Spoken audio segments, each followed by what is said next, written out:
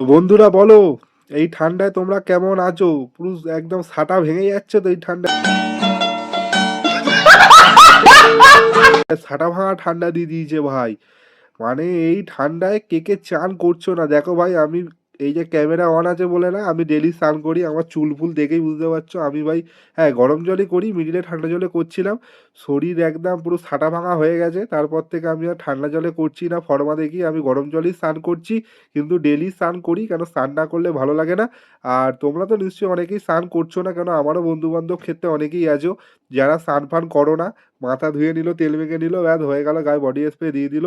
তো আমি ভাবছি নেক্সট বছর শীতকালে পারফিউমের ব্যবসা করব, ভালো চলবে। তো যাই হোক, কারা, কারা স্নান করছো না অবশ্যই কমেন্ট করো। আর সেসব বন্ধুদেরকে ট্যাগ করো যারা শীতে দিনের পর দিন চান করে না।